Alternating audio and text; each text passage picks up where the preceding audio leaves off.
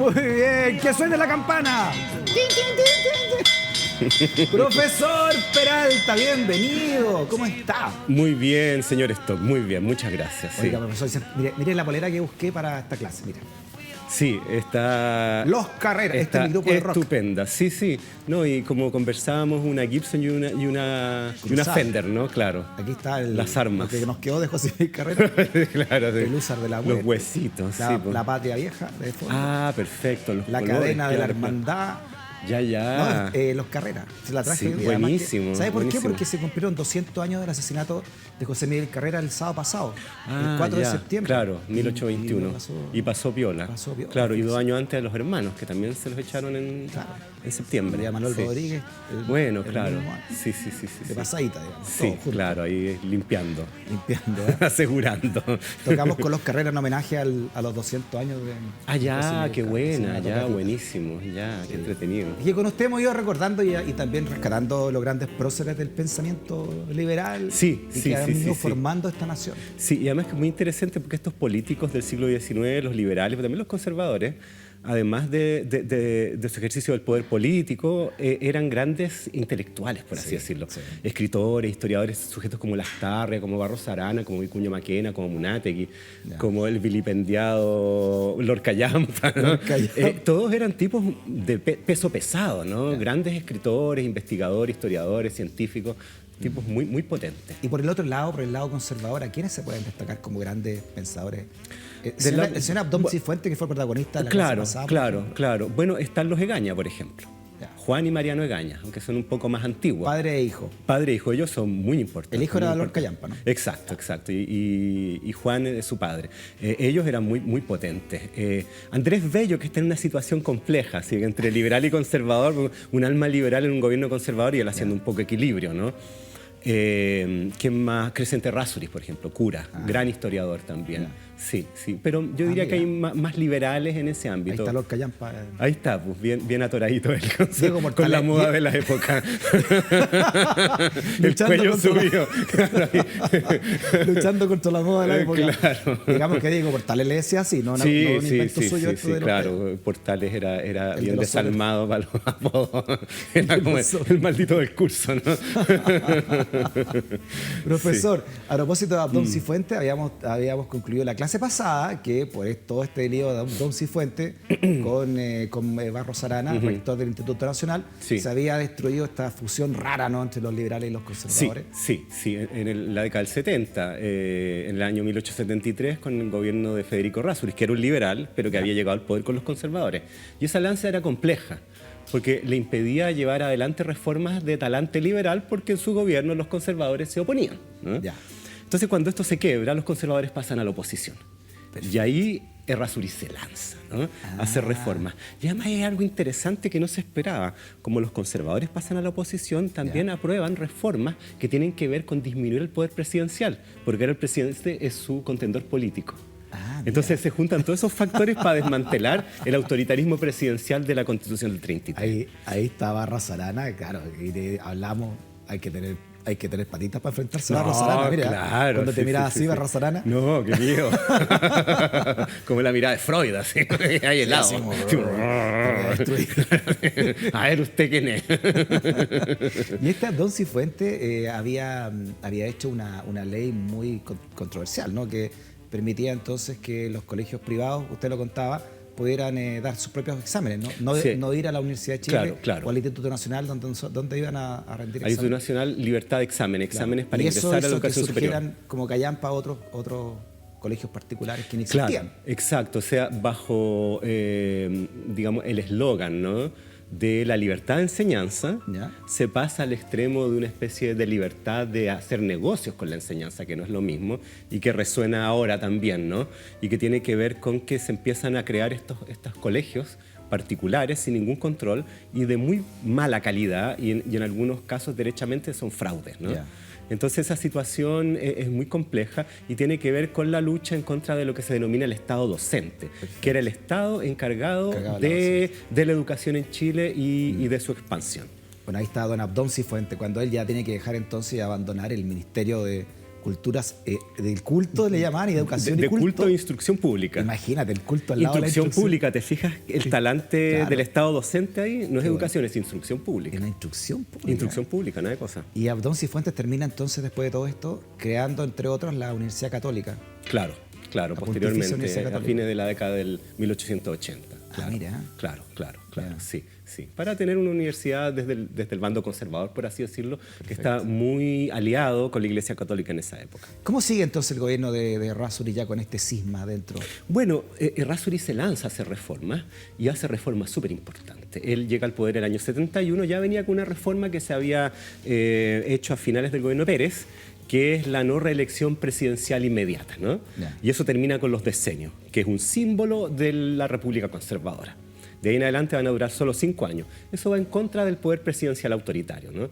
Yeah. El año 72 se aprueba una reforma que tiene que ver con la instauración de la más absoluta libertad de prensa en Chile. Y eso resuena a las luchas de Bilbao, ¿no? Yeah. De su famosa pelea por sociabilidad chilena y el juicio que le meten, todas estas acusaciones de blasfemia, ¿no? Todo eso se acaba. Se permite publicar lo que tú quieras, la más absoluta y completa libertad de prensa. El único control que hay, y que yo lo encuentro muy sensato, yeah, es que si, por ejemplo, no sé, pues en algún diario, algún escrito público, hay algún infundio, ¿no? Yeah. Algún ataque mentiroso, bueno, los sujetos o la institución o quien sea que se sienta afectada por aquello, recurre a los tribunales de justicia. Ya. Bueno, es la ley que hasta hoy rige, por supuesto, ¿no? Y es lo que corresponde, si no cualquiera puede decir cualquier cuestión y atacar a alguna persona, a alguna institución de manera falsa, ¿no? Así como ahora los fake news, por así decirlo. Bueno, y se regula así, pero se puede publicar lo que tú quieras, lo que sea.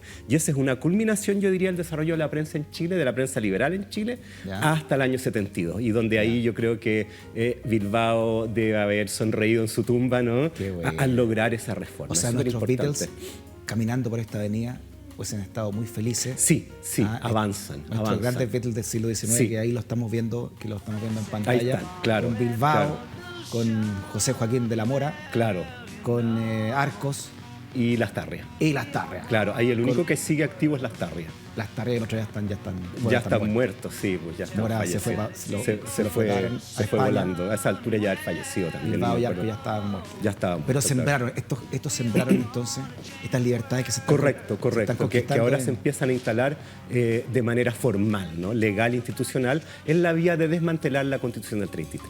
Ese es el proyecto, ¿no? Liberal. Los famosos clubes de la reforma, la social igualdad, todo eso va para acá. El Partido Radical, imagino que ya está consolidándose. Sí. De hecho, el Partido Radical pasa a ser parte de gobierno.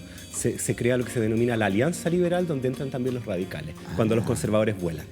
Mire, porque se van los conservadores y entran los radicales, que en ese momento eran como lo que se podría considerar el ala más vanguardista, ¿no? Exacto, era la izquierda, los rojos, los rojillos. El rojerío. El rojerío, los loquillos de la política, ¿no? Entonces ahí se suman y eso permite impulsar estas reformas que son súper importantes. Es que son muy importantes, ¿no? ¿Qué significa, usted es experto en esta materia también de la prensa de Chile? ¿Qué significa esta apertura entonces? ¿Qué tipo es súper importante porque es pionera en el continente, ¿no? Es una ley de prensa sumamente liberal y que de hecho va a tener consecuencias que son bien curiosas. Mucho más adelante, por ejemplo, durante la Guerra del Pacífico, la prensa nacional va a publicar lo que quiera sin ningún control. Y eso llega a ser perjudicial porque a los inicios de la guerra, el gobierno peruano en esa época, en guerra con Chile, se enteraba de movimientos de tropa a través de la prensa chilena. Mándame a comprar el diario. Tráeme el Mercurio al Paraíso, tráeme el ferrocarril, tráeme el otro y vamos a ver dónde andan estos compadres. No, si fue tanto así que se capturó un buque cargado de tropas que iba en dirección a Antofagasta por el Huáscar. ¿El Aftao, claro, con un batallón de caballería completo, con un descendiente de Manuel Bulnes al mando, se llevaron hasta los caballos. Y eso se debió justamente a publicaciones de prensa porque se publicaba lo que fuera. Y durante la Guerra del Pacífico también la prensa criticó al gobierno sin asco, a pesar de estar en guerra, cosa que en los gobiernos conservadores habría sido impensable. No, y además que siempre en una guerra, ¿no? Cuando hay un enemigo externo, se hace como ley marcial. Claro. Lo primero que se inhibe en la prensa para que no ocurran estos hechos. Exactamente. Mira, y de ahí vamos a la segunda reforma súper importante. Al año siguiente se hace una reforma relativa a los estados de excepción constitucional, o sea, los estados de sitio. que durante todo el gobierno conservador y el régimen conservador en particular, durante la época de Prieto y la de Montt, se utilizaron a discreción, ¿no? El presidente casi de manera discrecional podía declarar estado de excepción constitucional y suspender los derechos constitucionales. Se podía tomar gente presa, expulsarla del país y renovarlos con congresos que eran muy obsecuentes. Eso se acaba. Existe sí el instrumento del estado de excepción constitucional, pero tiene que ser una ley especial promulgada para esa situación particular que se justifique y que sea aprobada por el Congreso. Entonces se pone un coto a ese tipo de medidas. Y eso se demuestra que durante la Guerra del Pacífico, que podría haber sido justificado, no hubo ninguna de esas cuestiones. La institucionalidad republicana, digamos, porque democrática todavía está por ahí nomás, funciona plenamente a pesar de estar en guerra. O sea, viene un gran verano liberal. Sí, absolutamente. Los conservadores, sí, entonces. sí, los conservadores muy atrincherados y en algunas cosas apoyando estas medidas. Por ejemplo, las que tienen que ver con quitarle poder al presidente de la República, como esta que estamos conversando, porque ahora el presidente es su adversario. Bueno, ya se le habían quitado la reelección, que eso además, es importante, claro, ¿no? claro. Duraban solamente 5 años y no 10. Sí, efectivamente. Y luego viene otra que es súper importante. Todas son importantes, pero yo diría que esta es fundamental, que es del año 74, muy rápido, ¿no? Claro. Que tiene que ver con el fin del voto censitario. La instauración de lo que se denomina el voto universal masculino, ¿no? Aún las mujeres no votan y va a pasar mucho tiempo todavía. Y lo que se hace ahí es súper sencillo, porque eso requiere una reforma constitucional. Pero lo que hacen es una ley interpretativa del artículo de la reforma constitucional donde dice que aquellos ciudadanos que sepan leer y escribir, porque ese era uno de los requisitos que se pedía y que era una cuestión que ocurría en todo el mundo, se asume que poseen la renta suficiente para poder votar, para ser electores. Porque eso marcaba una diferencia social en ese Chile. Exacto. Eran poco las personas, o sea, un porcentaje menor, pero eso aumenta la cantidad de electores a más del doble. Pero los analfabetos fuera de... Los analfabetos recién votan el año 71 en Chile. El 1971. Recién. O sea, la primera elección fue con Allende, de los analfabetos. Sí. No, con Allende aún no, para las parlamentarias. No, pero durante el gobierno Allende me refiero, porque fue el 70 la elección. Sí. No, eso es muy tardío, Y eso tiene que ver con la idea... la UP ganó sin el voto de los analfabetos. Claro. Mira. Y eso tiene que ver con una cuestión bien interesante, que es que se supone que para tú votar de manera informada y responsable debes tener cierta ilustración, cierta cultura, ¿no? Y en ese sentido, los sectores populares que se suman a las elecciones en esta reforma es un grupo popular ilustrado, por así llamarlo, que son aquellos que habían sido formados, por ejemplo, en la Sociedad de la Igualdad, ¿no? O sea, son clases medias y los que se denominan los artesanos, o sea, obreros ilustrados, que sabían leer y escribir, una especie de élite proletaria, ¿no? Por eso que usted explicaba que cuando se crea la Sociedad de la Igualdad en la década del 40, ¿no? 30 años antes de todo esto que estamos hablando, una de las primeras medidas fue precisamente enseñar a leer y escribir. Efectivamente, a los obreros. Así es, o sea, como veíamos, las sedes de los igualitarios, ¿no? que aparecen en distintos lugares del país, eran también unas especies de escuelas. Y eso lo va a tomar el movimiento obrero durante la época de la cuestión social, ¿no? Fin del siglo XIX, principio del siglo XX. Lo van a tomar personajes del calibre de Recabarren, por ejemplo, que va a instalar la idea de que es indispensable educar al pueblo para que se inserte en la política en plenitud, ¿no? Y podemos ver actualmente, ¿no?, que realmente es necesario que los sectores populares se formen políticamente con espesor, ¿no?, para que las iniciativas logren llegar a puerto. Y también lo diría Lenin tiempo después. Lo mismo, sí, claro, ¿no? claro. La ilustración de las clases populares. Sí. Entonces acá se toma aquello. Se toma aquello. Entonces pueden votar todos los hombres, todos los varones, ¿no?, que sepan leer y escribir, mayores de 21 años si son casados y mayores de 25 años si son solteros. Eso instala la institución matrimonial como una especie de emblema de solvencia y respetabilidad, ¿no? Oiga, si eres casado puedes votar antes, te haces cargo de una familia, bueno, podéis votar, compadre. Al día de hoy un candidato presidencial lo está diciendo, ¿no? Hace 2 días. Claro, sí. Boric no tiene hijos, así que no puede ser presidente. Claro, lo que a estas alturas la verdad que es un poco extraño, ¿no? Pero en esa época se tomaba en cuenta en cuanto a que era un signo de que era un sujeto responsable, como con casa instalada, ¿no? Oiga, con casa y familia. Profesor, usted lo contaba también, claro, muy liberales serán, pero estamos en el siglo XIX, y se dejó expresamente puesto en la ley que las mujeres no podían votar. Claro, eso es posterior. Lo que pasa es que debido a esta reforma, algunas mujeres dicen, bueno, nosotros podemos cumplir con esto, porque en ningún lugar se dice que no podemos votar. Se dice que aquellos ciudadanos que sepan leer y escribir, bueno, cumplen con la renta necesaria para ser electores. Pero ciudadanos puede ser un genérico. Esto no quiere decir hombre o mujer, varón o fémina, ¿no? Ciudadani. Sino que, claro, ese tipo de cosas, por supuesto que en esa época no existían, ¿no? Entonces varias mujeres, y eso lo conversamos tiempo atrás cuando hablábamos del tema del sufragio en Chile, se fueron a inscribir como electoras, porque había que inscribirse como en los registros electorales actuales, ¿no? Y bueno, y quedó a la grande porque nadie se lo esperaba. Y tiene que ver con estas reformas, ¿no? Tiene que ver con estas reformas. Y en ese sentido muchos liberales van a resistir que las mujeres se incorporen como electoras porque las mujeres eran consideradas mayoritariamente partidarias conservadoras cercanas a la Iglesia Católica. Ah, por eso. Entonces, bueno, ahí nomás. Ojo que eso duró varias décadas después, ¿no? La gente de izquierda era la que no quería que las mujeres votaran. En buena medida, sí. Durante gran parte del siglo XX. De hecho, fíjate tú que, por ejemplo, Abdón Cifuentes, en las discusiones que van a surgir a partir de estos intentos de inscripción de mujeres y luego el debate en relación a la participación de la mujer en la vida pública, va a apoyar esas iniciativas. Claro. ¿Por qué? Porque Abdón dice, bueno, ahí tenemos voto femenino, conservador. Claro, lo miraban de otra manera, ¿no? Lo miraban de otra manera. Pero estaban a favor de una mayor ampliación de la ciudadanía. En este caso, considerando a las mujeres. Claro, porque las mujeres estaban más cerca de la Iglesia Católica. Efectivamente. Y eso hacía que fueran más conservadoras. Sí. Todas estas cuestiones pasan en 3 años. Entonces, es una verdadera avalancha de cambios políticos súper importante y que va a provocar que el padrón electoral, o sea, los que son considerados ciudadanos en Chile, se multiplique. Y eso va a crear incertidumbre en el futuro político, que no se sabe cómo controlar a esta nueva masa electoral. Ahora los liberales apostaban a que esa nueva masa electoral votaba por ellos, imagino también. Sí, pero no se sabía. No se sabía. Era un espacio de incertidumbre. Y bueno, y eso pasa siempre. En todas las reformas políticas que abren el padrón electoral se crea un espacio de incertidumbre. Por eso las élites políticas se resisten a ese tipo de cosas, a menos que quieran generar cambios que les permita entrar, ¿no? Claro, imagínense el terror de la élite política.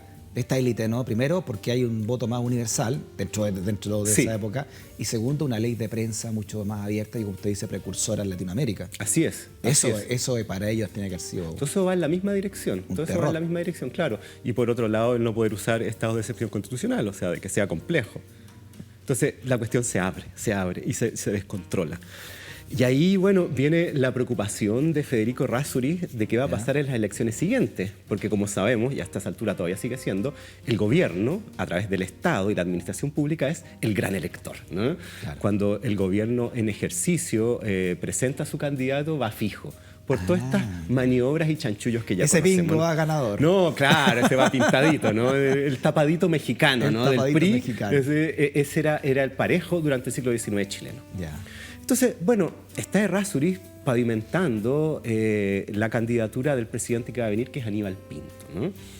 Y resulta que le aparece un contendor desde un lado totalmente inesperado, desde el interior de los mismos liberales. No un conservador, ni un bombarista, ni nada de eso, ni tampoco un radical. Un insigne liberal, Benjamín Vicuña Maquena. No le puedo creer. Amigos íntimos, camaradas de viejas jornadas revolucionarias. Vicuña Maquena apoyó a Errázuriz en su elección, celebró la llegada de los liberales al poder. Y resulta que, bueno... ¿Por qué Vicuña Maquena se quiso ser candidato? Bueno, Vicuña Maquena... ¿Y por qué lado del liberalismo? ¿Más a la derecha, más a la izquierda? Más a la izquierda. Vicuña Maquena es un personaje bien curioso, ¿no? Él es una persona muy apasionada, muy vehemente, a veces... De buenos bigotes. Claro, se le pasaba un poco la mano en sus dichos, ¿no? Era un tipo difícil de controlar para el poder, no era un tipo, digamos, disciplinado, un cuadro disciplinado del Partido Liberal, ¿no? Un díscolo. Un díscolo, sí, se arrancaba con los tarros. ¿Tipo Meo, por ejemplo? No. Yo diría que la comparación es un poco, digamos, desmesurada. Sí, o sea, se podría comparar en cuanto a que iba un poco por la suya, ¿no? Pero de todas maneras a Vicuña Maquena lo respaldaba una parte del Partido Liberal muy importante y también gran apoyo popular y bueno, y además las dotes intelectuales intelectuales y políticas de Vicuña Maquena son extraordinarias. O sea, él es un personaje de nuestra historia cultural de altísimo nivel. Entonces, Che Guevara, usted decía que era con el tiempo de Bilbao. Además, Che Guevara de Vicuña Maquena. No, claro, pasó por experiencias juveniles revolucionarias con fusil y todo eso, ¿no? Entonces tiene una historia muy notable que, o sea, yo no pretendo desmerecer a Marco Enríquez, pero Vicuña Maquena es un sujeto que está en un nivel, yo desde mi punto de vista, muy extraordinario. Sí, además historiador, cronista, además, etcétera. de hecho es curioso, muchos de estos políticos son historiadores, como una época de historiadores en Chile. Ahí está, pues, ahí está joven, ¿no? Hacia los 20 años andaba con Bilbao recorriendo los pueblos del norte. Mira la mirada, así, cachetona, ya antiguo, se creía, ¿no? Ya se creía se importante. juraba, ¿no? Sí se juraba. Tenía 20 años ahí en esa foto. Pues sí te sacaba como un libro cada 6 meses, una locura. No sé si tú has visto alguna vez las obras completas de Vicuña Maquena. Sí, son buenas. Como o sea, 25 tomos guatones. Y el otro Barros Arana, otro del mismo calibre, ¿no? La Historia General de Chile tiene 16 tomos. Y a manito, nada de computadora. No, nada, ni una cosa, así nomás. Así como lo ve enojado. Yo creo que era por eso, ¿no? Con la mano media calambrada. Y con pluma, no había lápiz. Todos ellos, es bien impresionante. Amunátegui también, todos historiadores y sujetos muy potentes en política. Oiga, profesor, ya, y entre Vicuña Maquena y don Aníbal Pinto Garmendia, ¿qué diferencia había de caracteres, de mirada entre uno y otro? Bueno, Aníbal Pinto tenía un carácter, yo diría, hijo del general Pinto. De Francisco Antonio Pinto, presidente de Chile durante el régimen liberal de la década del 20, ¿no? Claro. Insigne presidente de Chile junto con Freire. Aníbal Pinto era una persona más tranquila, más sosegada, tenía un carácter, digamos, menos expansivo que Vicuña Maquena. Y no tenía este despliegue intelectual de Vicuña Maquena, no se dedicaba a esas cosas, ¿no? Él era un político, digamos, de tiempo completo, liberal también, por supuesto, y con esta prosapia, ¿no? Hijo de Francisco Antonio Pinto, yerno de Manuel Bulnes, ¿no?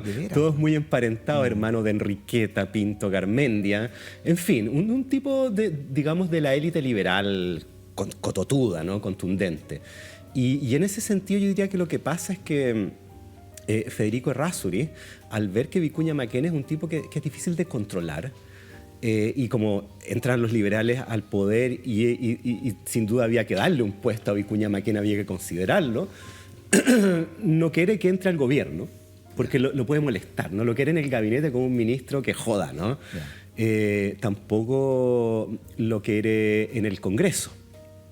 Entonces le da un cargo que él supone que no va a tener mayor relevancia, intendente de Santiago. Ahí lo dejan de intendente. En 1872, al año de llegado al poder, lo ponen de intendente de Santiago para que no moleste.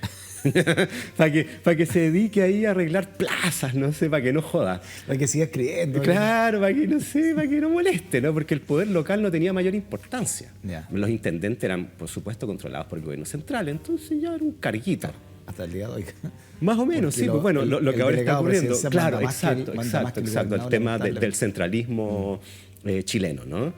Sí. ¿Y qué pasa acá? Bueno, Vicuña Maquena la rompe, porque se lanza el año 72 a la remodelación de Santiago.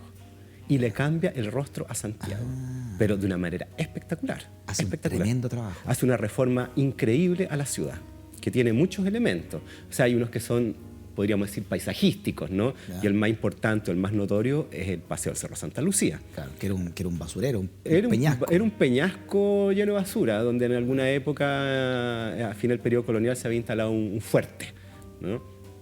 Y él se larga a construir un paseo. ¿Cuál es la idea de Vicuña Maquena? Hacer de Santiago una ciudad moderna, un poco copiando lo que se había hecho en algunas ciudades europeas, en particular en París, donde a partir de la década de 1860 se hace una profunda reforma en la ciudad bajo el barón Haussmann, que es un francés que es instalado por Napoleón III a reformar París.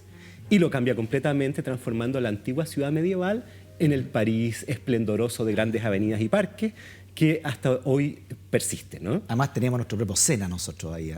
Claro, así es. Entonces, lo que quiere hacer Vicuña Maquena es más o menos lo mismo. Y se lanza en varias cosas. Y lo primero que él dice, bueno, hay que hacer un nuevo plan de la ciudad, hay que ver qué ciudad es esta, ¿no? ¿Con qué nos estamos enfrentando? Y él descubre que, según sus palabras, hay dos Santiagos. Uno, dice él, la ciudad opulenta cristiana, esta es la frase que usa, y otra la ciudad bárbara. Y con esa vestimenta, ahí está con la... Ahí está el intendente. Ahí está vestido, mira, vestido de intendente con la banda. Claro. La banda intendente. Claro, ahí está. Ahí ya tenían los su mostachos bigotazo. ya que les conocían. No, y su calva, ¿no? No, gran personaje. ¿Y cómo era esta dualidad de ciudades, profesor? Bueno, una era la ciudad adinerada y otra era el arrabal pobre. Eso es lo que él está diciendo, ¿no? Yeah. Él dice que la mitad de Santiago es... Bueno, él es muy despectivo, ¿no? Para referirse a los arrabales. Habla de tolderías de salvajes. En comparación también despectiva con los pueblos originarios, ¿no? Habla de aduar africano, habla del potrero de la muerte, ¿no? El que se tiraba estos adjetivos muy tajantes. ¿Potrero de la muerte? Distintas zonas de Santiago, los arrabales, que ya se había empezado a formar, lo que luego se convertiría en el cinturón de poblaciones marginales del Santiago moderno. ¿Y en esa época comunas como cuáles? ¿Recoleta hoy día, para el norte de Mapocho? Sí, bueno, lo que hace Vicuña Maquena es crear lo que se denominó el Camino de Cintura, que era una especie de circunvalación en la cual iba a estar la ciudad propia que él llamaba. Y fuera de ese Camino de Cintura, la ciudad bárbara. ¿Y cuál es ese Camino de Cintura y cuál es el límite? Bueno, por el oriente, la actual avenida Vicuña Maquena. ¿Ya? Cruzando el río, más o menos hasta el Cementerio General, se crea la avenida La Paz, él la instala. ¿No? Luego hacia el sur, más o menos a la zona de Matucana, y luego hacia el poniente, y luego hacia el sur, avenida Mata. Ese es su camino de cintura. ¿Y cuál es la idea? Crear la ciudad en ese lugar, ¿no? Y que esa ciudad, y que ese camino de cintura sea una especie de barrera, podríamos decir profiláctica, porque se crean parques, ¿no? Y también social, para dividir a lo que posteriormente se conocería algo así como las zonas marginales o lo que llamaría Carlos Marx el lumpenproletariado, ¿no? Ellos quedan fuera.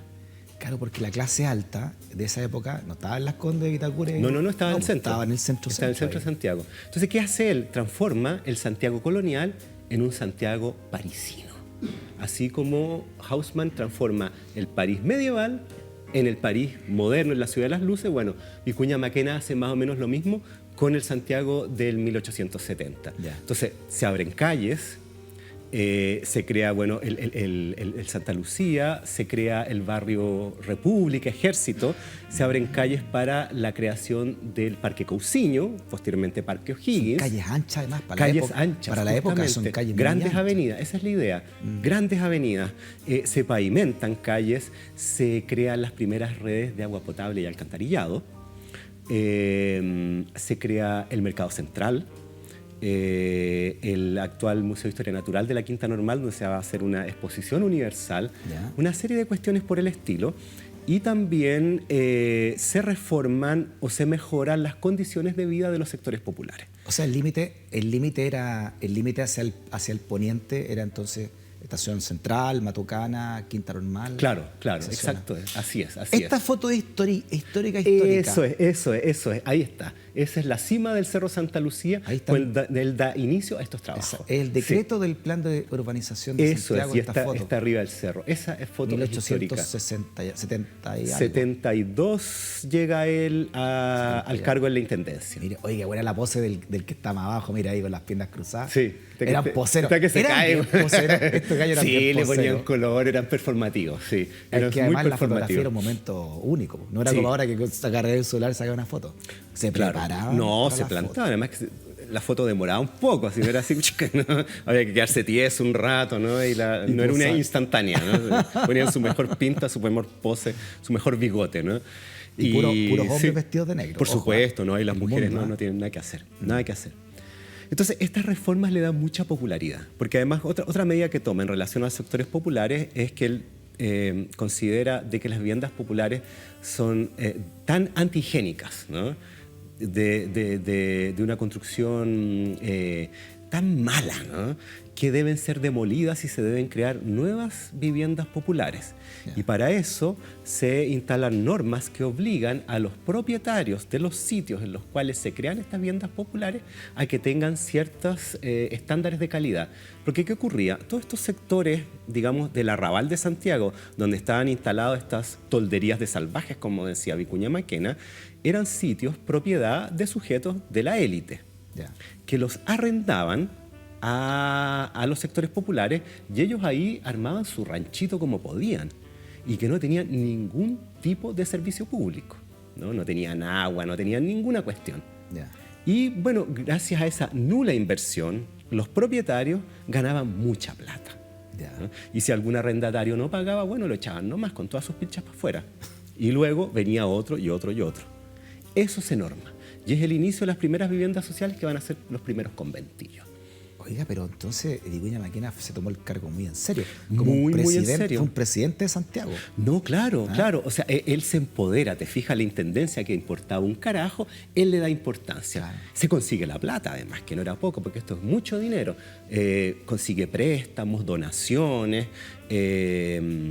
También una cuestión que viene de la época colonial, utiliza para los trabajos a los presos. Y eso es mano de obra gratis. Por ejemplo, la construcción del paseo del Cerro Santa Lucía ejecutada por presos de la cárcel pública de Santiago. Así nomás. Lo mismo que hizo el corregidor Sañartu en 1770, lo hace Vicuña Maquena en 1870. ¿no? Y mantuvo también estos fuertes hasta el día de hoy. Están los fuertes, bueno, el cañoncito a las pero 12. Son ornamentales. Sí, no, pero ¿tiene que ver con que fue un fuerte? ¿No? Sí, no claro, sí. Ahora, el Santa Lucía va a tener varias etapas. No todo es como se hizo en esa época como lo vemos ahora, claro, pero sí lo más importante. Sí. Mire, esta caricatura es de la época y se llama Benjamín el Popular. Una caricatura de los diarios de la época. Sí, así es. Entonces, él le pega la mansa sorpresa a Errázuriz en su cargo de intendente. Porque donde se suponía que iba a quedar opaco, ¿no? Escondido, sin ninguna influencia pública, sin ninguna popularidad, se convierte en el hombre más popular de Chile. O sea, le abrió mucho más las posibilidades de ser presidente, entonces. Efectivamente, de hecho, esto también es un antecedente a lo que ocurrió posteriormente y que ahora está muy en boga, de que... el ministro de Obras Públicas es que candidato... Claro, o el ministro de Obras Públicas o los alcaldes. O los alcaldes, o sea, aquellos que resuelven los problemas locales. Los problemas reales de la gente. Una cosa así. Claro, entonces este es el primero, ¿no? que levanta su plataforma política a partir de ese rol, ¿no? Del rol de servidor público en el gobierno local, en este caso la intendencia. ¿Y por el lado conservador no hubo ningún nombre que quisiera disputarle a Aníbal Pinto la posibilidad? No, lo que pasa es lo siguiente, que resulta que, bueno, Vicuña Maquena ya viene en las elecciones del 76 y le pregunta a Federico Errázuriz que si va a haber alguna participación o intervención, digamos, del gobierno en apoyar a algún candidato. Y Errázuriz dice, ¿cómo se te ocurre? De ninguna manera. Por favor, me estás ofendiendo, ¿no? Y Vicuña Maquena dice, ya, pues, ok, démosle. Me presento como candidato. Y al tiro aparece la candidatura de Aníbal Pinto, apoyada por el gobierno, desenfadadamente, ¿no? O sea, nuevamente Federico Errázuriz hizo el loco. ¿No? Dijo que no, pero que usted la dijo hizo que igual. Era un macuquero de aquello. No, era un maestro de la macuca, sí. Era el macuquero del siglo XIX. Macuquero, sí. Anótenlo, macuquero del siglo XIX. Federico Errázuriz No, Sañartu. era habilísimo, digamos, en todas esas maniobras político-electorales, ¿no? Él tenía una cintura así, pero como de salsero, ¿no? Se movía mejor que Mohamed Ali. Era muy hábil en ese tipo de maniobras, ¿no? Entonces aparece Aníbal Pinto como el partidario del gobierno, un partidario de la Alianza Liberal, que tenía liberales y también a radicales. Entonces Vicuña Maquena tiene un grupo liberal que es más pequeño y con ellos funda un nuevo partido que se llama el Partido Liberal Democrático, que va a ser posteriormente el partido de los balmacedistas. O sea, es como la izquierda del liberalismo. Pero ¿qué pasa? Y también lo apoyan conservadores. Porque va en contra del candidato de gobierno. Oye, la cuestión revuelta. Claro. Chile siempre ha sido siempre. Claro. Los liberales por convicción política y los conservadores por conveniencia de alianza electoral más que política ante el gobierno, ¿no? Profesor, ha sonado la campana. Se acabó la clase. Pasó pasó volando. Minutos. Oiga, la próxima semana tenemos 18 de septiembre. Chuta, ¿Le parece que hagamos una cuña en nuestras clases? Y conversemos sobre ese día, ¿no? ¿Ya? O sea, ese sobre proceso. El 18 de 1810, sobre la primera junta. Para entenderlo bien y explicar porque no es el Día de la Independencia, como muchos creen. Del Cabildo abierto. Del Cabildo abierto.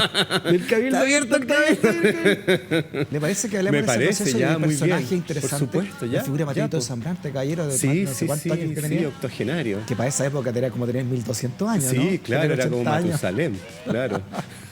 Y seguimos con la campaña de cambiar las tardes. Eso sí, vamos. Nos pescado poco las autoridades, sí, profesor. Pucha, de la Municipalidad de Santiago no hemos tenido ni un tomate de vuelta. Nada, ni una momentos cosa. menos. Ya. ¿Ah? Así que después de la fonda hay que presionar. Usted dijo que se iba a mandar un correazo y a hablar con la Junta de Vecinos ahí donde está usted. Pues. Tiene razón, sí, ahí he faltado, sí. Es que anduve en la playa. Anduve en otros menesteres. Anduve en la playa. ¿Quiere llevarse el monumento para la playa? No.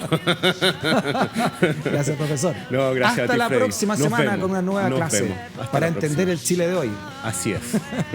Gracias por la sintonía. Conversaciones necesarias en este Chile que estamos reescribiendo entre todas y entre todos y en Vía X por la libre expresión. Hasta la próxima. Chao.